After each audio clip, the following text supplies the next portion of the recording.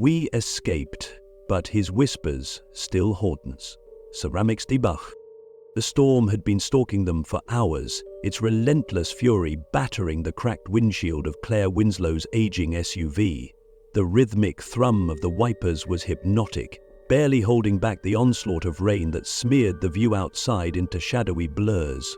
Claire tightened her grip on the steering wheel, her knuckles white, and forced herself to keep going. She stole a glance at Ethan, her teenage son, slouched in the passenger seat with earbuds jammed in his ears, his face bathed in the cold blue light of his phone. Behind them, Emily clutched her worn stuffed rabbit as if it were a lifeline, her wide, solemn eyes fixed on the rain-streaked windows. "We're almost there," Claire said, injecting her voice with an optimism she didn't feel. The words hung in the air like a fragile lie. The headlights illuminated the narrow tree-lined road ahead, the skeletal branches arching overhead like gnarled fingers. "This is it, guys," she added as the SUV creaked to a halt in the muddy driveway. The tires sank slightly into the sodden earth. The house loomed before them, its warped frame and broken shutters barely discernible through the torrential rain. The once white paint had faded into a mottled grey, streaked with dirt and neglect. Its sagging roofline gave the impression of a structure bowing under the weight of something unspeakable. The windows reflected nothing but the impenetrable darkness behind them, and for a fleeting moment, Claire thought she saw movement in one of them, a faint shift, a flicker of motion. She blinked, and it was gone. To the end of the row, Ethan tugged out one earbud and let out a low whistle. "Home sweet home, huh?" he said, his voice laced with sarcasm. "Great choice, Mum." Claire ignored the jab, biting back a retort as she killed the engine. She stepped into the downpour, pulling her coat tight against the biting wind. This house, this dilapidated relic of her late husband's family, had seemed like a godsend when they were drowning in debt. But standing in its shadow now, the promise of a fresh start felt hollow. "It's what we've got," she said finally, popping the trunk and grabbing the first of their suitcases. "Let's just make the best of it." Ethan grumbled as he slammed his door shut. Emily hesitated before stepping out, her small frame trembling as she huddled under the hood of her raincoat. She clutched her rabbit tighter and stayed close to Claire as they trudged toward the house. The front door loomed ahead, the tarnished doorknob slick with rain. Claire hesitated as she twisted the key in the lock, the groan of the mechanism oddly loud against the storm. When the door finally swung open, it let out a shrill, almost pained creak that made Emily flinch. The hallway beyond was shrouded in darkness. Claire reached for the light switch, fumbling slightly, and was met with a single flickering bulb overhead. The dim light cast jagged, restless shadows along the cracked walls. Dust floated in the stagnant air, illuminated in the weak glow. The air was cold and carried the faint, unpleasant scent of mildew mixed with something metallic, something sharp and acrid that set Claire's teeth on edge. "God, this place is disgusting," Ethan muttered, kicking at a loose floorboard as he stepped inside. His voice was sharp with disdain, but Claire could hear the undercurrent of unease he was trying to mask. "Don't start," Claire snapped, her tone heavy with exhaustion. "We don't have a choice." "That's what you always say," Ethan shot back, before stomping up the creaking staircase, his footsteps echoing hollowly in the empty house. A door slammed somewhere above them, and the sound reverberated through the walls. Claire exhaled slowly and turned to Emily, who had yet to move from the doorway. The little girl's wide eyes were locked on the far end of the hallway, where a crooked mirror hung on the wall. Its surface was warped and dulled with age, but Emily seemed transfixed. Claire crouched down, gently placing a hand on her daughter's shoulder. "Emily? Are you okay?" she asked softly. Emily blinked and looked at her mother, her grip on the rabbit tightening. "I don't like the shadows here, Mummy," she whispered, her voice trembling. "They're watching." "Hmm?" she said, glancing about. Claire felt her stomach knot. She pulled Emily close, kissing the top of her damp hair, "It's just a new place," she said, though her voice wavered. "It'll feel better once we settle in, I promise." Emily didn't respond. Her gaze shifted past Claire, lingering on something in the dim hallway behind her. The morning sunlight did little to dispel the oppressive weight that hung over the house. The storm had passed, leaving the farmhouse surrounded by a misty haze. But inside, the air remained heavy, and the faint scent of mildew, mixed with something more acrid, lingered like a warning. The family ventured into town for supplies. Claire hoped the change of scenery would lift the mood, but the small, dimly lit grocery store felt no more welcoming than the house. The shelves were half-stocked, the fluorescent lights buzzing faintly overhead. Claire noticed the way the locals watched her, their furtive glances darting away when she met their eyes. Now in the living room, she found a large number of people sitting at the tables. At the counter, the grocer, a wiry man with sunken cheeks, hesitated as he bagged their items. When Claire mentioned the farmhouse, his hands faltered. "Winslow Farm," he muttered. "Haven't heard anyone living there in decades." "We inherited it from my husband's side," Claire explained, forcing a smile. "It needs work, but it's home for now." The grocer's pale eyes scanned her face. He leaned in slightly, lowering his voice. "You might want to be careful out there," he said. "That land, it's seen things. Fires, deaths, things no one should talk about." What do you mean?" Claire asked, her stomach tightening. The grocer's gaze darted toward the door, his shoulders tensing as though someone might overhear. "Some say it's cursed. Others say it's worse than that. The old folks used to call it the seat of the false judge." "The what?" Claire pressed, but the man shook his head sharply. "Just be careful," he said, his tone final. On the drive back, Ethan leaned forward from the back seat. What was that guy's deal? False judge? Sounds like something from a bad horror movie. Claire gripped the wheel tightly. "It's just local superstition," she said, though the unease in her voice was hard to hide. "People love to make up stories about old places." In the rearview mirror, Emily's wide eyes stared out the window. Her small voice broke the silence. "I think the house likes stories." Claire stiffened, unsure how to respond. Ethan scoffed but said nothing more. The rest of the drive passed in tense quiet, punctuated only by the crunch of tires on gravel. That evening, the storm returned with renewed vengeance, wind howling as it battered the farmhouse. Rain lashed against the windows, and the old house groaned under the onslaught, as though protesting the intrusion of its new occupants. While Claire and Ethan tried to make the kitchen functional, Emily wandered upstairs. The rhythmic tapping she'd heard before was back, faint but persistent, like a heartbeat echoing through the walls. It seemed to call her, pulling her toward the far end of the upstairs hallway. She stopped in front of a small, partially hidden door she hadn't noticed before. A tattered curtain hung limply over it, swaying slightly in the draft. Emily hesitated, clutching her rabbit tightly, before reaching out and turning the knob. The door opened with a low groan, revealing a narrow, steep staircase descending into darkness. The air here was colder, sharper, as though it hadn't been disturbed in centuries. Emily's breath came in small, visible puffs as she took cautious steps downward. At the bottom of the stairs, she found herself in a chamber carved from rough stone. Strange, jagged symbols covered the walls, their patterns twisting and intersecting like a language meant to repel understanding.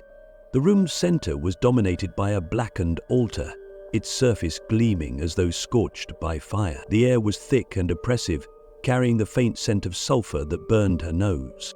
On the altar was a sigil, two wings twisted into a jagged crown. Below it, words carved deep into the stone read, "Regnum sine lege." Emily's small hand reached out, her fingers trembling as they traced the grooves of the sigil. She whispered the words aloud, her voice hollow and strange in the echoing chamber. The shadows in the room trembled, pulling toward her like smoke drawn into a flame. A low, guttural whisper rose from the air, too faint to understand but unmistakably there. The sound grew louder, sharper, until it became a cacophony of voices crying out at once. "Emily!" Claire's voice called from above, faint but urgent. The sound broke the spell. Emily stumbled back, her breath ragged, and fled up the stairs without looking back. She slammed the door shut behind her and pressed her back against it, her heart pounding in her chest. As she stood there, the whispers faded, leaving only an unsettling silence. But she could still feel the cold weight of the altar in her mind, as if it had etched itself into her memory. The farmhouse seemed to exhale as the storm subsided. Rain continued to patter against the windows, but the oppressive howling wind had quieted, leaving only the eerie stillness of the house. Claire paced the living room, her fingers drumming nervously against the back of a chair. Something about the grocer's words, combined with Emily's unusual behavior, gnawed at her. She couldn't shake the image of her daughter's pale face after she'd come running upstairs, breathless and trembling. Emily hadn't said a word about what had scared her. When Claire pressed, the girl simply hugged her rabbit tighter and whispered, "It doesn't matter. He already knows." That night, the whispers returned. At first, they came faintly, curling through the walls like smoke, too soft to make out but impossible to ignore. Claire sat upright in bed, the book of demonology she had borrowed from the town's library resting on her lap.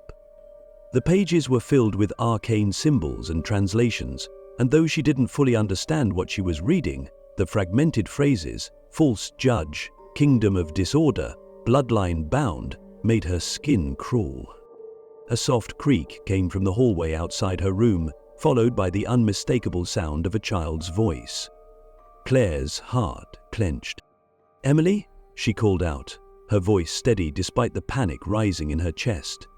She set the book aside and grabbed her phone, using the flashlight as she stepped into the dark corridor. The light from her phone flickered, as though something were interfering with the signal. Shadows danced unnaturally across the walls, stretching and shifting in ways that defied logic. Another creak came from the far end of the hallway. Claire turned the light toward it and froze. Emily stood motionless, her back to her mother, her small frame silhouetted by the faint glow of the moonlight filtering through the window. "Emily," Claire said softly, stepping closer. "Sweetheart, what are you doing?" Emily didn't move, her head tilted slightly, her shoulders rising and falling, as though she were breathing heavily. "Emily, answer me," Claire insisted, her voice trembling. Suddenly, Emily's head snapped toward her with an unnatural speed, her wide, unblinking eyes catching the beam of light. "He's here," she whispered, her voice layered with something guttural, something not her own. Before Claire could react, the lights in the hallway surged and burst with a loud pop, plunging everything into darkness. Her phone's flashlight flickered wildly before shutting off completely. The hallway became an abyss. "Emily!" Claire screamed, scrambling for the light switch. Her hands fumbled against the wall, finding only the cold surface of the plaster. A moment later, the lights returned, dim and flickering. The hallway was empty. Downstairs, Ethan had his own encounter. He had stayed up late, scrolling aimlessly through his phone and trying to ignore the oppressive stillness of the house. The faint sound of dripping water echoed from the kitchen, an annoying but otherwise harmless noise he had gotten used to. He had just leaned back on the couch when he noticed movement out of the corner of his eye. The large cracked mirror in the corner of the room caught his attention. Something was wrong with his reflection. The dim light from the lamp cast long shadows, but the figure in the mirror didn't move when he did. It stood still, staring at him, its head slightly tilted, as if amused.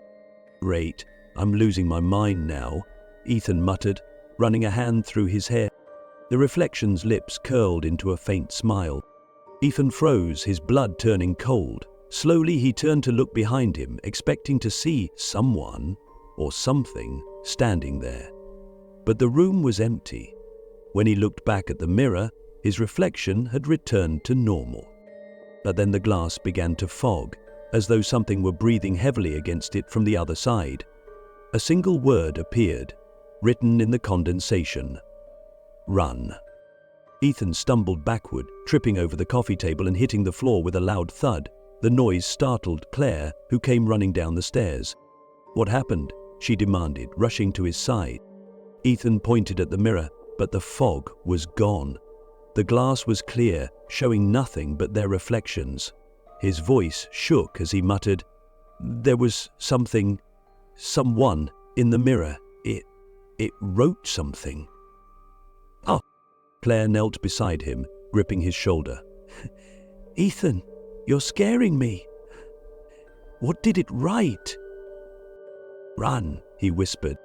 The next morning brought no reprieve. Though sunlight streamed through the warped windows of the farmhouse, it did little to dispel the darkness within.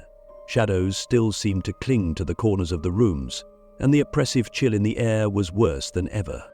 Claire moved mechanically through her routine, making coffee and forcing herself to eat a piece of toast, but her mind was elsewhere. She couldn't shake the image of Emily standing in the hallway, her voice carrying that impossible, layered tone. Nor could she forget Ethan's terror as he pointed to the mirror. "Run," he'd said. The word felt like a branding iron pressed into her thoughts, leaving her raw and scorched. "Mum?" Ethan's voice broke her reverie. He stood in the kitchen doorway, his face pale. "Emily's gone." The mug in Claire's hand slipped, shattering on the floor. "What do you mean? Gone? She was just upstairs." "She's not in her room. I've looked everywhere." Claire's heart pounded as she raced up the stairs, Ethan close behind. Emily's room was empty. Her bed was neatly made, her stuffed rabbit resting against the pillow. The only sign of her was the charcoal drawings covering the walls. Dozens of jagged, overlapping sigils that seemed to twist and shimmer when Claire stared at them too long. "She wouldn't have left the house," Claire murmured, panic rising in her chest. "She wouldn't just—" A loud crash from downstairs cut her off.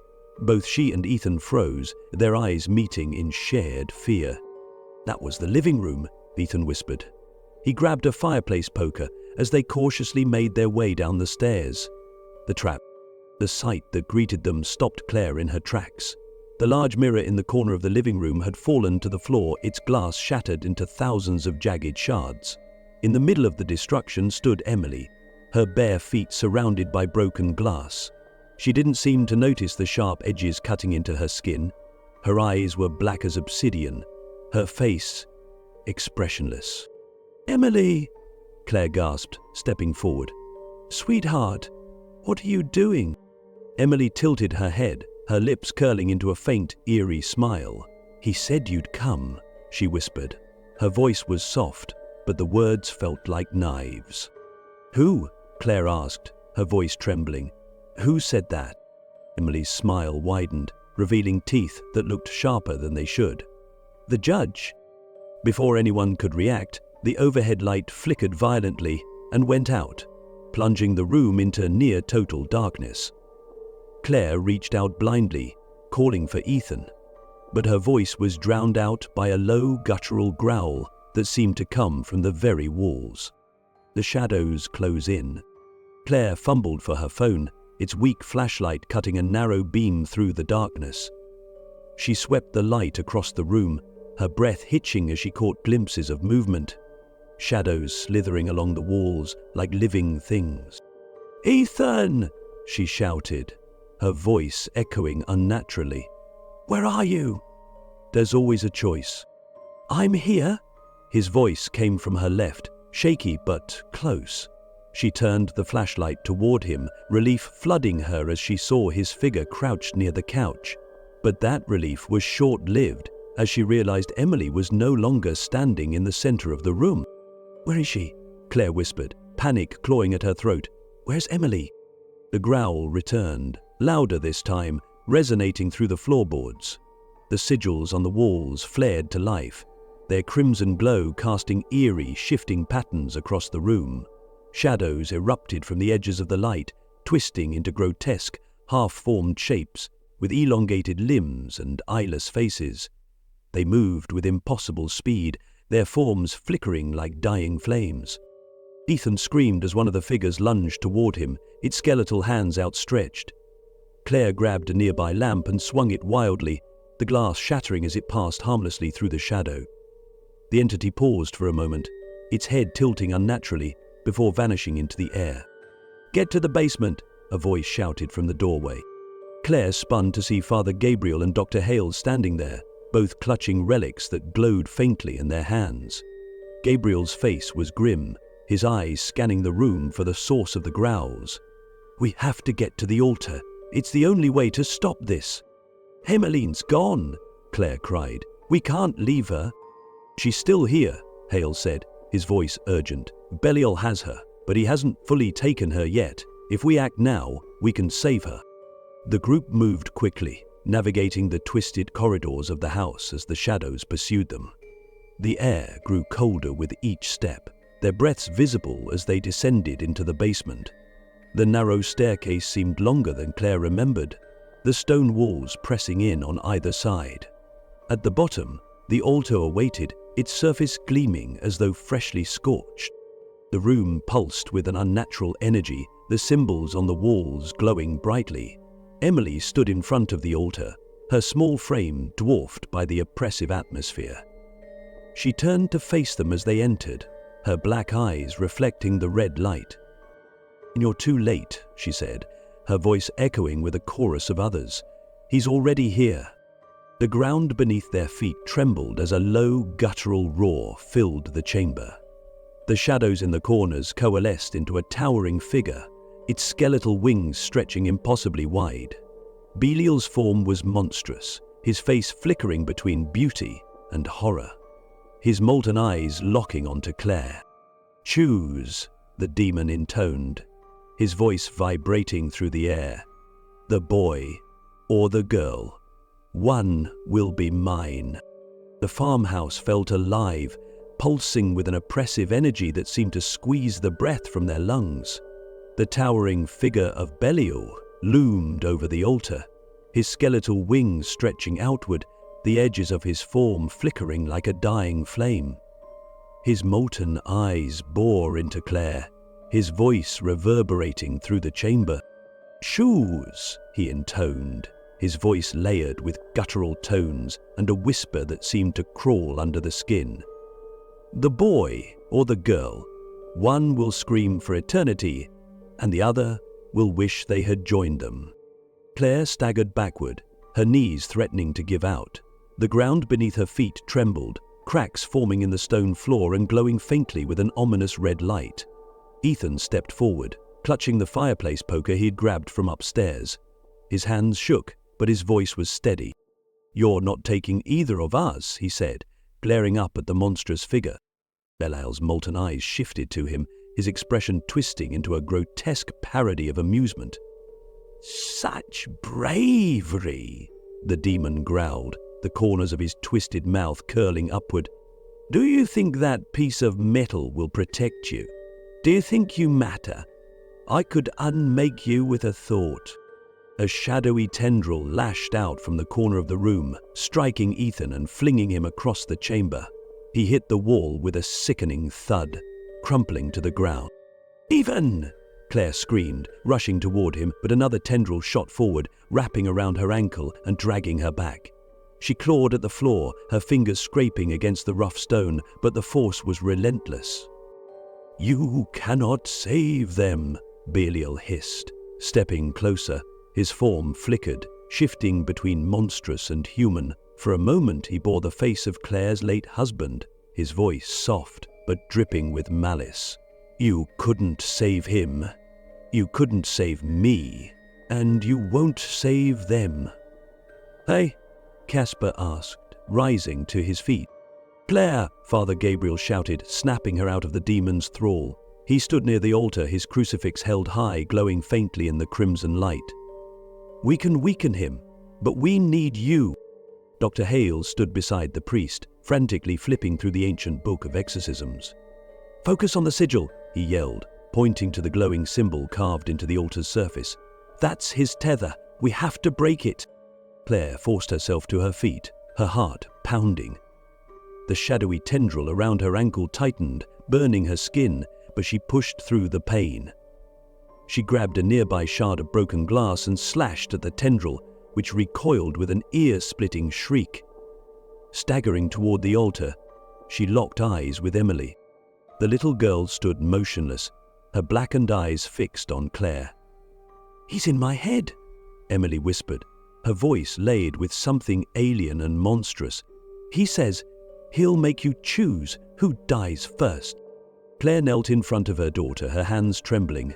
"I'm going to get you back," she said, her voice cracking. "I promise."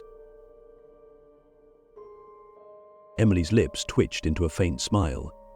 "He says your promises are dust, lies that break in the fire." Father Gabriel began the invocation, his voice strong and steady despite the oppressive atmosphere. "Sanctus Deus, omnipotens pater, libera hanc familiam a potestate tenebrarum." Sigils on the walls flared brighter, their crimson glow turning to an intense white.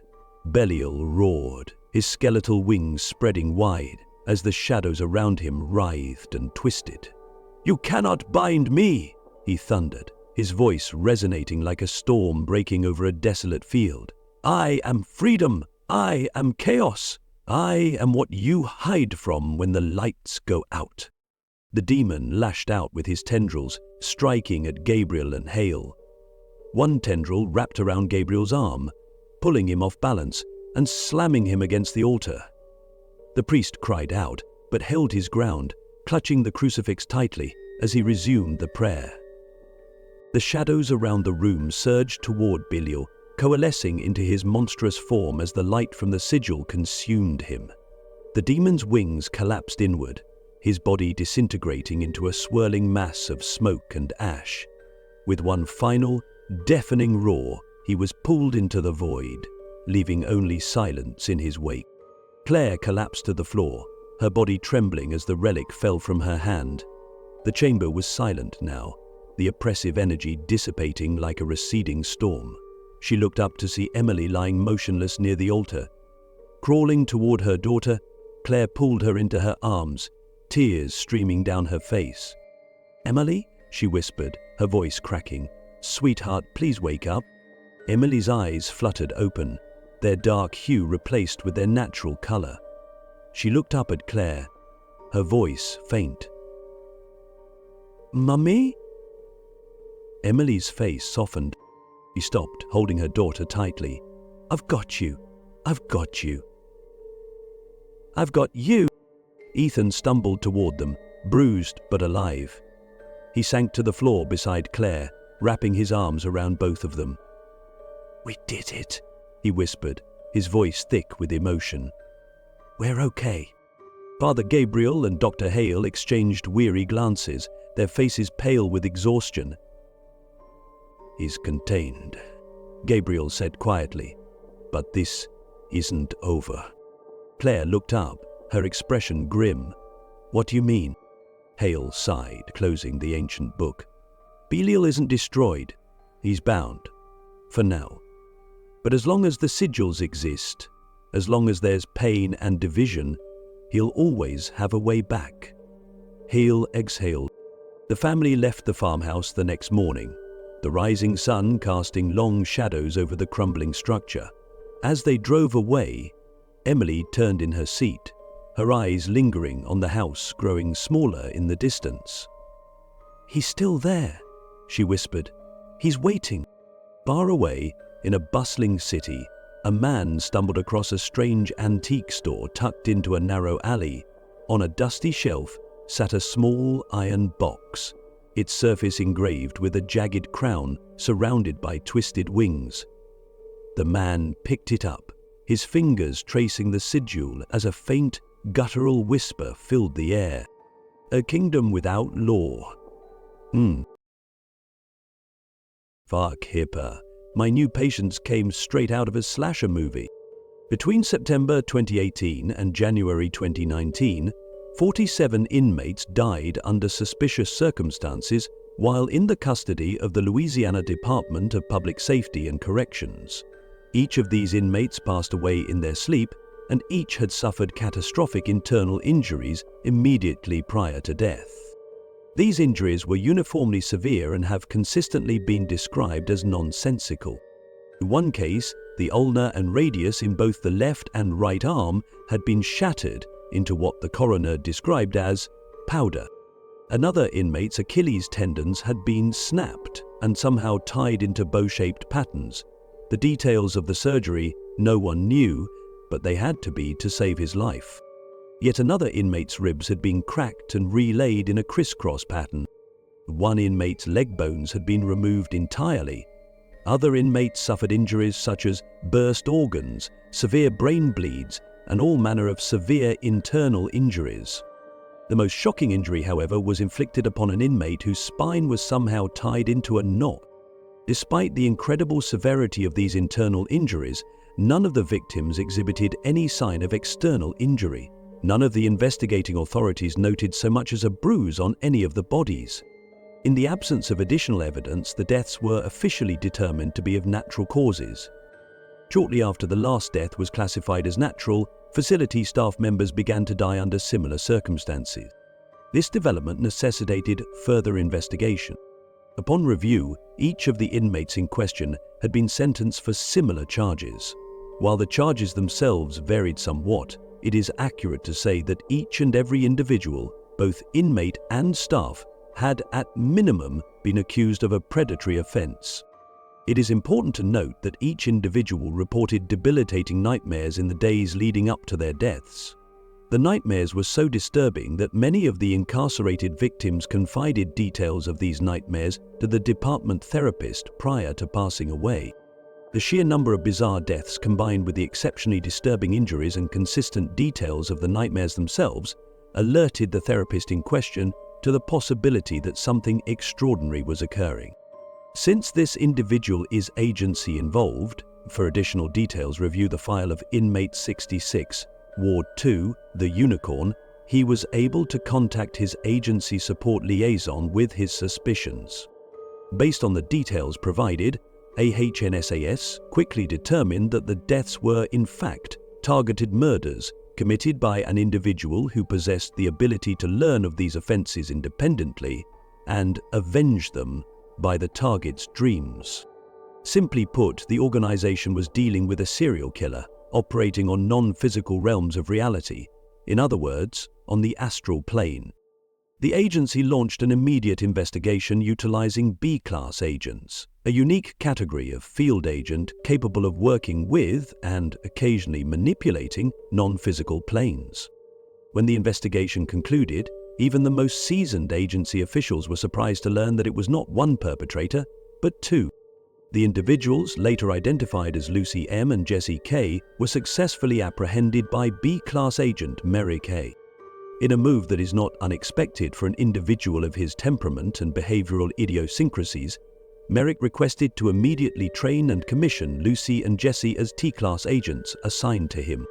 Merrick's arguments primarily consisted of the fact that individuals with their talents are very rare, and it would be incompatible with agency directives to waste two such individuals who are not only talented, but demonstrably justice-minded. After substantial conferencing, agency administration granted Merrick's request. Both Lucy and Jesse have proven to be highly capable workers. It must also be noted that Jesse can only operate on non-physical realms when he is in close physical proximity to Lucy, and when both he and Lucy are asleep. Lucy is able to work independently without Jesse. Lucy and Jesse were commissioned as T-class agents in 2021. They worked effectively under the supervision and direction of B-class agent Merrick A. until 21 November 24, when they attempted an assassination on an undisclosed public figure. As punishment, Jesse and Lucy are incarcerated at AHNASSQ. Over B-class agent Merrick A.'s strenuous objections, it has been determined that Lucy and Jesse will remain in confinement indefinitely. In order to prevent additional extrajudicial activities, neither have been permitted to enter REM sleep since incarceration. It should be noted that Jesse has not been provided with his sleep aid or medication since 25 November 24. Observation indicates that he has not slept since. Lucy is a 28-year-old female, approximately 5'5" tall, with brown hair. One of her eyes is missing, the other is green. Lucy's diagnoses include addiction disorder and antisocial personality disorder. Jesse is a 27-year-old male, approximately 5 feet 9 inches tall, with black hair. Jesse has heterochromia iridium. One of his eyes is brown, while the other is an unusual yellow color. Jesse's diagnoses include substance abuse disorder, complex post-traumatic stress disorder, anxiety, and insomnia. Jesse's insomnia has required ongoing unorthodox intervention that unfortunately exacerbates his substance abuse disorder. While Jesse attended the interview, he did not interact with the interviewer. The interviewer would like to note her opinion that due to severe sleep deprivation, Jesse was not capable of participation, and she believes that forcing attendance was inhumane. She would also like to note that intentional sleep deprivation constitutes cruel and unusual punishment and is therefore illegal. Interview subject: the Dream Team. Classification string: uncooperative/destructible/Gaian, Lucy, M, and chthonic, Jesse S, /constant/critical/Theos. Interviewer: Rachel B and Christoph W. Interview date: 12/29/2024. This started with a cursed videotape. I wish I was kidding. Specifically, it was a cursed copy of All Dogs Go to Heaven. When it happened, Jess and I were working together at a care home for adults with cognitive and mental disabilities. One of our clients was obsessed with all those old off-brand Disney cartoons. Think The Secret of Nim, The Land Before Time, The Princess and the Goblin, and, of course, All Dogs Go to Heaven.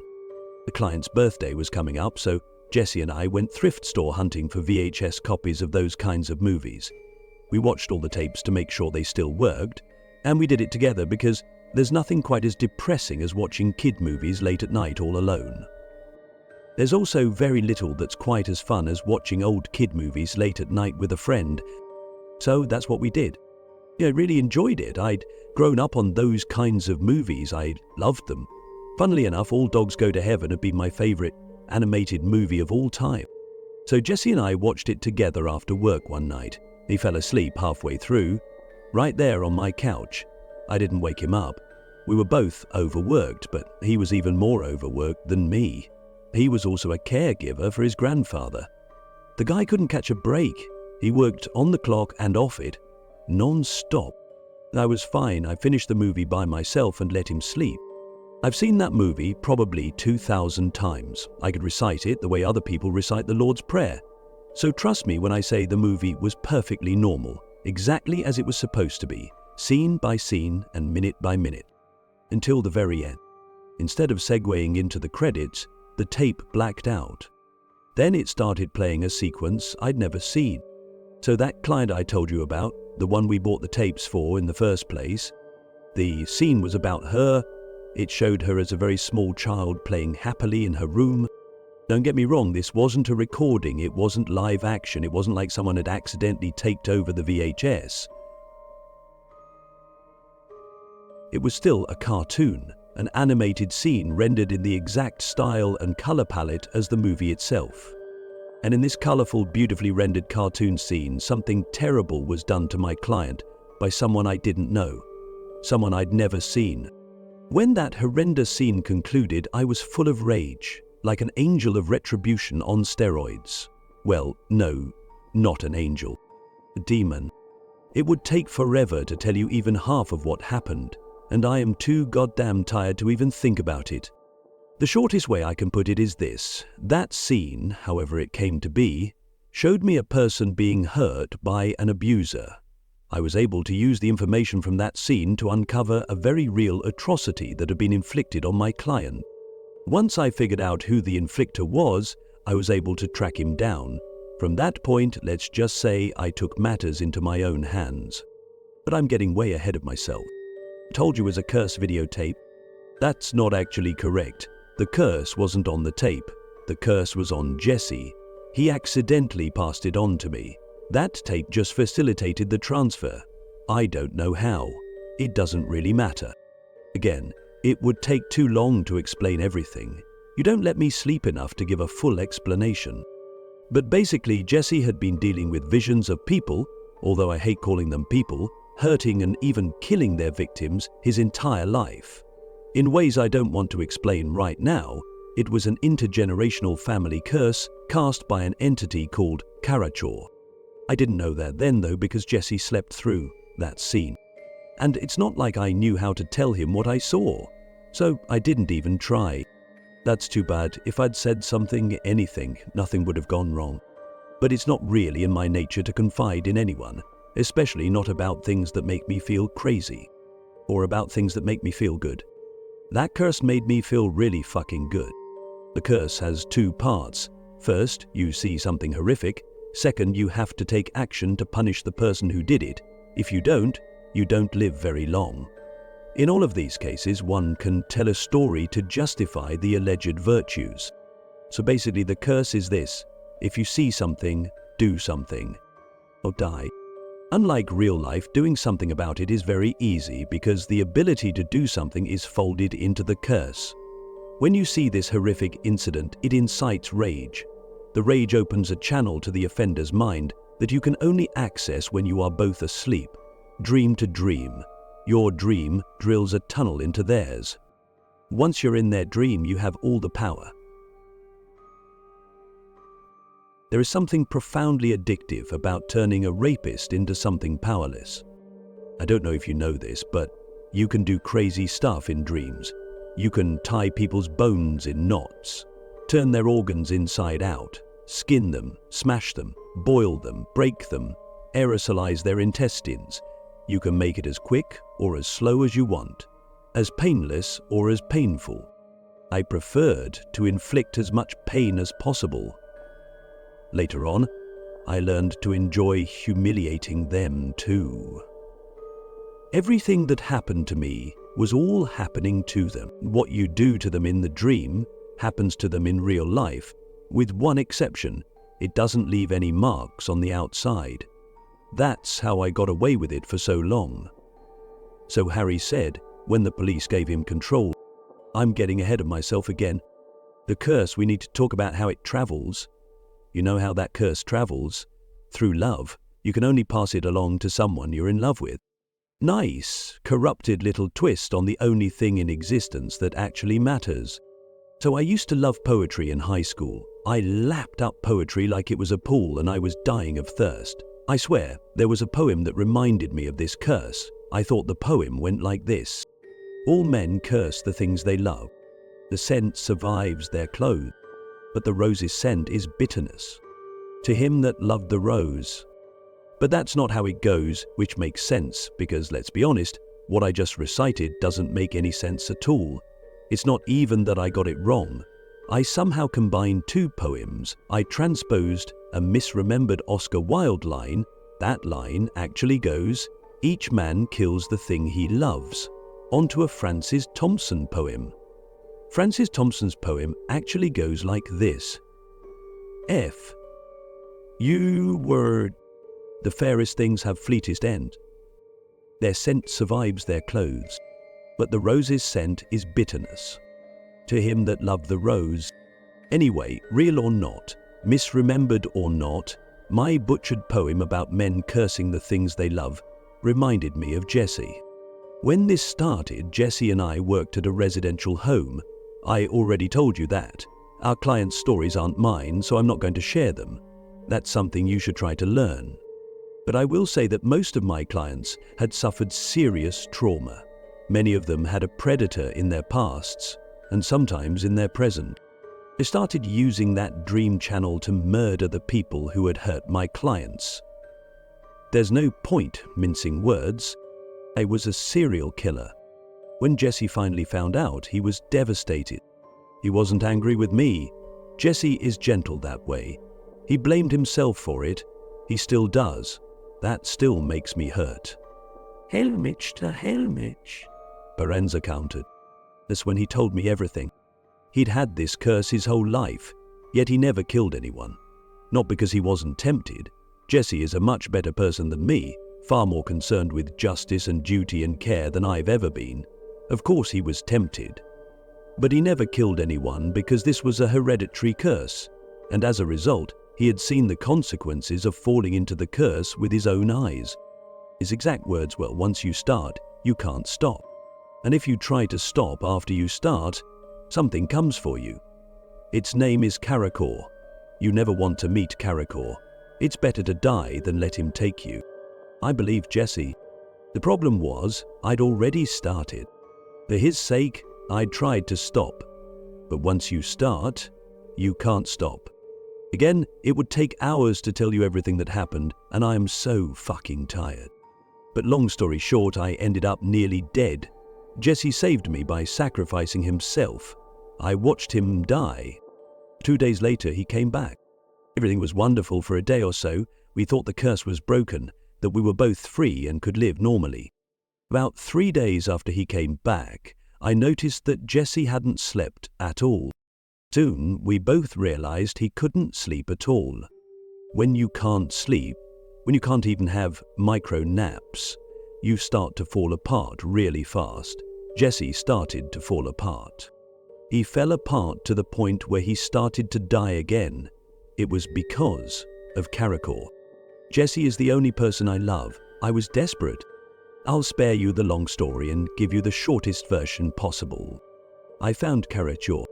My plan was to trade myself for Jesse. I had no idea how it would work, but I assumed it would suit. A life for a life, right? But it didn't go according to plan. In fact, nothing I expected happened. What actually happened was insane. Karakor pulled out one of my eyes and ate it. Then he pulled out one of his eyes. It looked like a star, just like the North Star, and put that star inside my eye socket. Then he lumbered away into the darkness without so much as a word. The last thing I saw were his horns, great twin shadows staining the night sky. I went home, defeated. Only when I got there, Jesse was asleep. Even though I'd lost an eye, I was okay with that. Age discrimination. What I wasn't okay with were his eyes. Jesse had the most beautiful dark eyes, the kind of eyes you can drown in.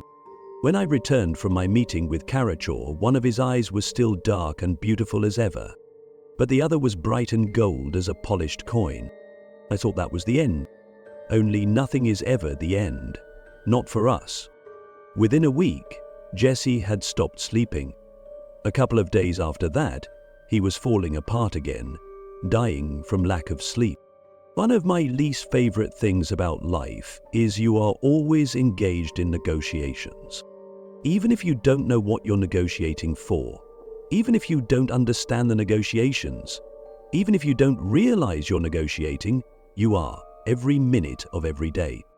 And when Karakor took my eye and gave me his and made it so Jesse could sleep again, he wasn't giving me a gift. He was negotiating.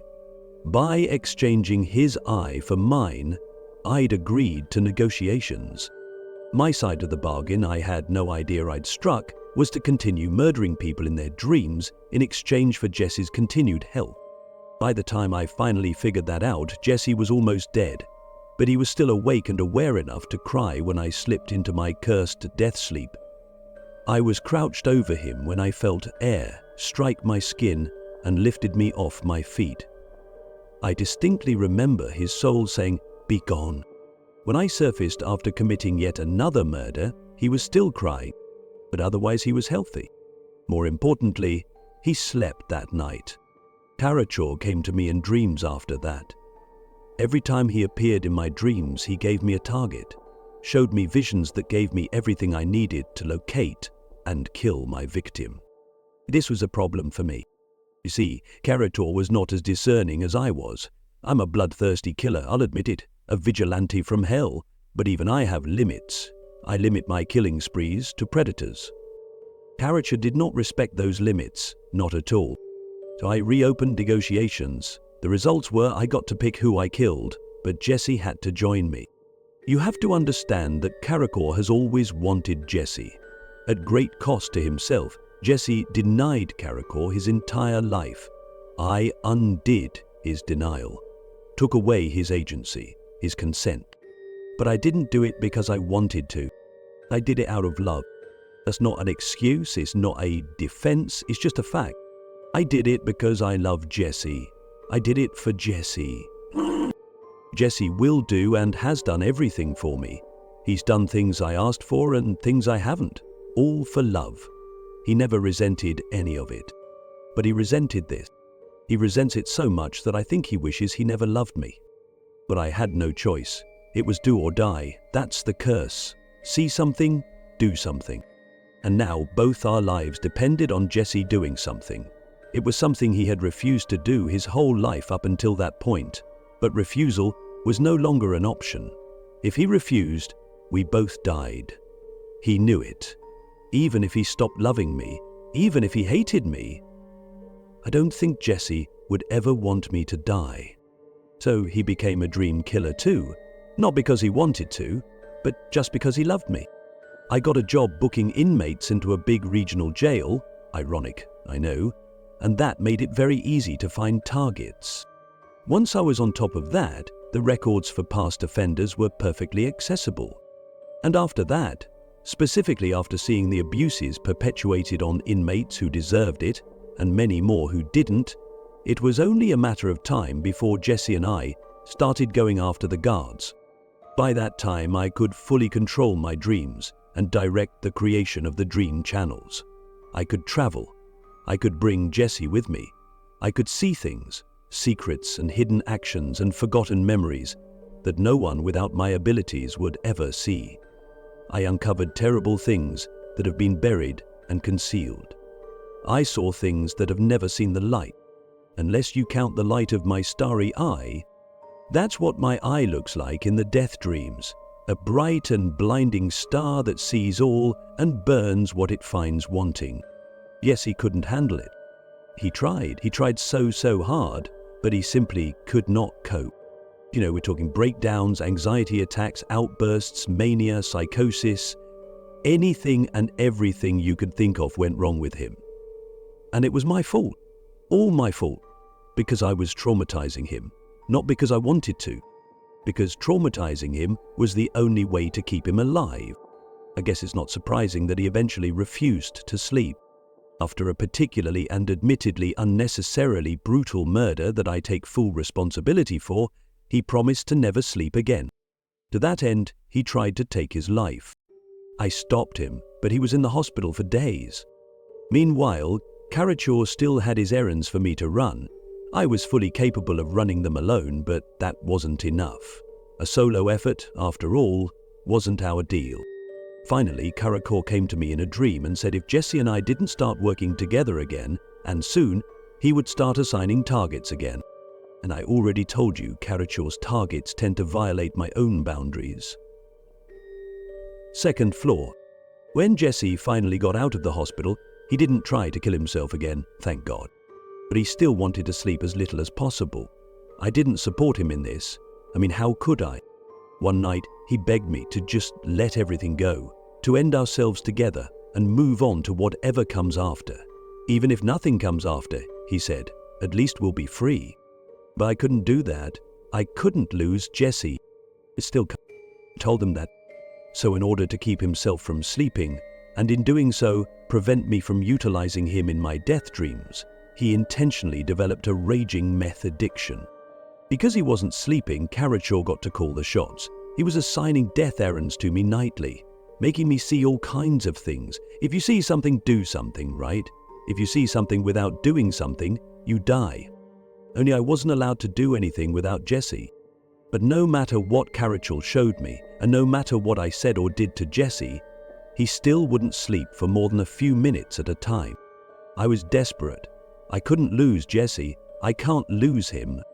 So I got heroin during one of his 5-minute crash naps. I dosed him up. And that was that. I know that's not really like sleeping, but it was close enough. I kept him under for a long time. Long enough to catch up on Karachor's list of death errands. By the end of it, Jesse was in full-blown addiction. I didn't even have to give it to him. He started taking it himself. He was under so often that I went absolutely wild. I have literally lost count of the number of people I've killed. Jesse and I are both addicts, you know. I need to kill these people. I need to know they're never going to hurt anyone again. I need to know their last moments are every bit as humiliating and agonizing as what they inflicted on the people they hurt. He paused. Every time I think about it, I smile. Jesse was devastated when he passed his curse on to me, but he shouldn't have been. It was the best of both worlds. He freed himself and passed his burden along to someone who thinks it's an extraordinary gift. Everything he did was literally done out of love, and it showed. The only mistakes made were mine. I made a mistake when I tried to stop after starting and brought Karachor down on Jesse. Made a profound mistake when I dragged Jesse back into this. When I recast the curse, he finally broke for himself. Now he'll never be free, and it's all because of me. I've tried to reopen negotiations with Karachor a dozen times, to no avail. It doesn't work that way. Once you start, you can't stop. And I made Jesse start. You should let him go. He's not the murderer, he's the opposite. If you get him clean and stick him back on in the real world, he'll be fine. He just needs to be away from me. He's a man, and a good one, a wonderful one, not a monster. Me, on the other hand, you should probably keep me in here. And you should probably treat me well, because I found the Harlequin city bright. Sorry for holding on to that until the end. I really didn't want to tell you, because I didn't want anyone to know. Now that you know, that's all you'll make me do. You won't leave me any time for Karachor's death errands. That means Jesse is going to die. No, I can't tell you where the city is. It doesn't work that way. I can only show you, and only after we do a whole hell of a lot of work to prepare. I've known for weeks. Go ahead and tell Agnin, assuming they aren't already listening in. It's all we wait. Before you go, there's one last thing I want to tell you. While this almost certainly will never apply to you, consider it a professional courtesy. If you ever see me in your dreams, wake up. If you're not up to date on my office politics, I don't blame you, but also this next part won't make sense. So, for many reasons, this interview was a nightmare. The lead up to it was also nightmarish. It started with a meeting on the 28th. The commander, Raphael, and my boss, Charlie, wanted to talk to me about the way I treat Christoph. But there's a situation. I assumed they were going to tell me to be his best friend. That's been an ongoing point of contention between us. Christoph is resentful that I don't like him. This is extremely unfair, given that he openly doesn't like me. Anyway, my assumptions were wrong. As soon as I sat down, Charlie said, "You aren't going to like any of this. I'm sorry about that. Before we begin, I want to make it clear that we know there's nothing inappropriate going on between you and Christoph. Christoph has even made it very clear that he doesn't like you very much. See what I mean?" "Nice," I said. "However, he's also made it clear that he nevertheless feels very attached to you and is hurt that you aren't similarly attached to him." "It's good that you're not," Charlie said quickly. "When Christoph gets too close to people, bad things happen. And, well, you've been very close for the past few weeks. And I can tell I don't want to be close to him." "We know you don't. But, well, you are. And it was intentional. It's standard protocol. Christoph has to be familiarized with new staff members, particularly female staff, in order to be safe with them. The agency has to step in to facilitate a bond-building process. For what it's worth, it went very smoothly with you. That was great. It demonstrated really substantial growth and progress for Christoph. Stupidly, especially considering how the two of you started off, we were actually hoping to do, well, more with it. Unfortunately, that's not possible, because it's backfired." "What do you mean?" "Well, he's lost 7 teeth in 3 weeks, which only happens when he's, well, attached. None of the teeth are showing any sign of regrowth, and 2 more are loose. I'm sure you noticed, but he's also getting smaller." "I haven't noticed. This is true. To me, Christoph looks as tall and scary as ever." "That's because you're 5'0", said the commander. "Trust us, he's shrinking. He was 6 feet 6 inches tall a month ago. He is now not quite 6'2". That's never happened before. We've had issues with his teeth, but never his height. He also doesn't want to do his job anymore. In doing his job, he's been with me. That's not his job. That's supervised familiarization protocol. His job is, what does he judge? He's characterized. He's got pride built in. He's got loyalty built in. He's taught his place and he trusts to his protocol to keep your organization running. He didn't miss a beat. Yes, and he's not doing that job because of you. You need to distance yourself until his conditioning begins. I've been trying to distance myself from the day I met him. We know, said Charlie soothingly. We just wanted you to know it's okay to start pulling back. That's not what I want you to know, said the commander. No, what do you want me to know? In order to halt and reverse what you've done to him, we're sending him down for conditioning. It's standard. He does it regularly. He did it right before we introduced him to you. It's supposed to last a minimum of 6 months. Until you got here, it usually lasted a year. So, since you are here and not going anywhere, they're going to change the way they administer his conditioning. It will work. I thought on the other way. Since you are here and not going anywhere, they're going to change the way they administer his conditioning. It will work, I have no doubt. But it is almost certainly going to render him dangerous to you for several weeks.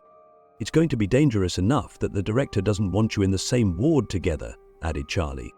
Great, I said. So when do I move down to Ward 2? You're not moving. He's going to be out in the field, but at least for the first few weeks, when he and Raphael return to drop off a target or complete administrative duties, we're going to sequester you in the medical division until he leaves. Where's the medical division? In the basement, several floors down and very secure, so he will pose no risk to you whatsoever. Are you aware of how awful this all is? Like, really? I know it's very stressful, and I want to make it clear, your safety is our top priority. It's Christoph's priority too. This meeting was actually his idea.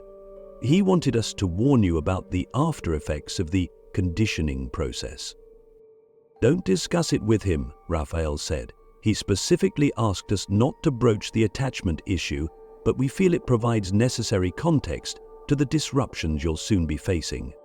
Before I could stop myself, I asked, so what do you do to him during these conditioning sessions? We help him become the optimal version of himself. What do you do? Everything you're afraid we do. What does he do? Probably everything you're afraid he does. And he's gotten much better over the years, Charlie said quickly, kissing her as he shook hands with everyone before leaving. It's much better. You wouldn't believe the progress he's made, or the amount of work he's put in, or the humane updates we've made to his conditioning methods. He still has victims. It's an unfortunate necessity, but it's much less frequent and he's far, far less violent than he used to be. And, as you know, he despises that it's a necessity. I believe his feelings on the matter are a major factor in his current regression and symptoms. But, so he doesn't want to do it like at all? No, Charlie confirmed. And why do you make it him do it? Because it's necessary, said the commander. Why do you think we've been having this conversation? When Christoph's conditioning fails, whether due to internal or external factors, he can't do his job. If he can't do his job, we don't need him. We don't keep T-class inmates that we don't need. I haven't wanted to cry so badly in a long time. Is there any way to get him out of it? Is there anything I can do to avoid this? I admit, I threw a tantrum. Then I stormed off, and despite explicit instructions, I went looking for Christoph and found him brooding in his favorite conference room. So, I said, what exactly does attached mean to you? To his credit, he answered calmly, it means I care about you. I still don't like you, but I care very much. Do you care about any of the victims they throw you during conditioning? He watched me for a moment. I knew he was deciding what to say, and I already knew that I didn't want to hear it. But I was far past that point. Listen, he said. I am going to tell you something. It's a very ugly thing that I did not want you to know, but it is the truth. You always want the truth. So here it is. I have never cared about anything I fucked, and I have never fucked anyone I care about. I have never wanted to. He was right. That was indeed one of the ugliest things I've ever heard. I know what you are afraid of from me, but you don't need to be. I am very safe to you, and no matter what they told you in your meeting, I will be safe to you even after they fix me. This is General Dalton Pinkers. I wouldn't call it fixing. I would. It makes my teeth grow. You know how I hate my teeth. But it will make me myself again. It will make it so I can be out in the field again, working. When you and I cannot work, we are no use. When we are no use, we go to Ward 2 if we are lucky. I am not lucky. Before I could think it through or even wonder how he would interpret the question, I asked, "What if they let you work in the Pantheon with me? Would they still need to fix you?" "They will never let me work permanently in the Pantheon, and they will not let me work with you. Even if they did, you are even now looking at me like you did when we met. I deserve that look from many people, but I do not deserve it from you. I would not work with you permanently, even if they told me to." He started to storm off, but I beat him to the punch. And in spite of myself, I went straight back to the commander's office. "Let him work with me," I said. "He's good with the inmates. He is good with Ward 1 inmates," the commander interrupted. "All the Ward 2 inmates, where the hard work in this facility actually is, hate him because he brought most of them into custody." "Well, then he's worked for 200 years in a row. At least let him have a vacation, or light duty, or..." "Charlie, are you sure there's nothing going on between them?" "That's not how he works," said Charlie. Then he turned to me. "We can't. We've tried. Trust me. We care about his well-being more than you do. But in the absence of a replacement, he has to be where he is, and Christoph is just not replaceable." I tried to argue, but the commander finally lost his patience and dismissed me. I went straight to bed, where I tossed and turned for hours. When I finally fell asleep, I had the weirdest dream. The principal subject of the dream was what I can only describe as a short, sparkling goblin man blowing bubbles at me while magic dance played in the background. Dream logic required that I ignore him and the song. But the longer it went on, the shakier that dream logic got, until I woke up in an irrational rage. Despite the rage, I was almost too exhausted to think. "Oh my God!" On top of everything, I'd overslept, so I threw on my uniform and hurried out into the cafeteria. Sitting at the very first table was the sparkling goblin from my dream. He looked distinctly less goblin-like, but almost as shiny, glossy and bright and made of contrasts. Almost too eye-watering to look at, even though I kind of wanted to. When he saw me, he smiled broadly and rushed over.